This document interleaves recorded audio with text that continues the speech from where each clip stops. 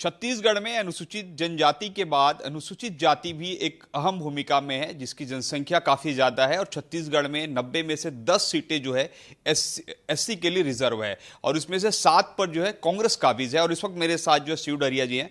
शिव डहरिया जी, BJP जो है पूरी तरीके से चुनावी मोड पर है, और कल पहली बार जो है 2 दशक बाद जो है भाजपा एससी मोर्चा की राष्ट्रीय पदाधिकारियों की बैठक हो रही है। इस बैठक को कैसे देखते हैं आप?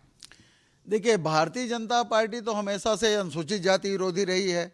आदरणीय रमन सिंह जी के सरकार के समय अनुसूचित जाति का आरक्षण 16% से काटकर 12% कर दिया गया। वो किस मुंह से अनुसूचित जाति के हितों की बात करते हैं? भारतीय जनता पार्टी के पास अनुसूचित जाति को लेकर कोई मुद्दा नहीं है। अब चुनाव आ रहा है तो अनुसूचित जातियों का नाम ले रहे हैं। अनुसूचित जाति के लोग अब समझ गए हैं कि भारतीय जनता पार्टी को जो और 2 सीट बचे हैं इनके पास में, उन सीटों में भी हराना है, हमारे अनुसूचित जाति के लोगों ने तय कर लिया है।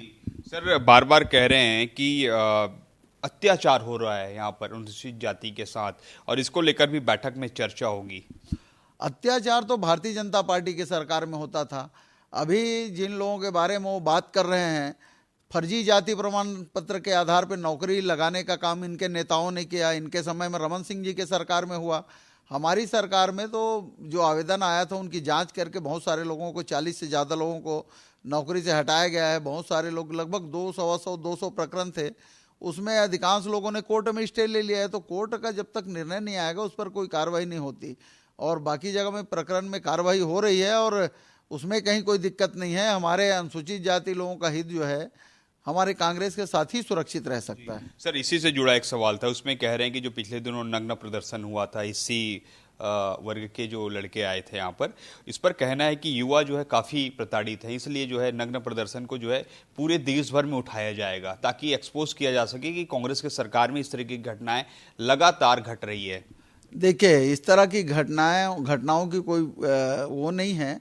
इसमें तो ये भाजपा प्रायोजित है। और जो लोग कहते हैं कि अनुसूचित जनजाति के भी लोग, वे एक भी उसमें अनुसूचित जनजाति के लोग नहीं थे। सिर्फ अगर समस्या है तो आदिवासी की 32% जनसंख्या है, अनुसूचित जाति का तो 12% है अभी। और हमारी सेंसस में हम लोगों ने आधार पे, हम लोगों ने विधानसभा में एक्ट पारित करके भेजा है 13% उनको जनसंख्या का आधार पे आरक्षण दिया जाए, लेकिन राजभवन उसको लटका के रखी है भारतीय जनता पार्टी के निर्देश पे। तो ये हमारे अनुसूचित जातियों के साथ भारतीय जनता पार्टी के लोग ही, और भारतीय जनता पार्टी के रमन सिंह जी रहे, वो सब उन्हीं लोगों को ने अन्याय किया है।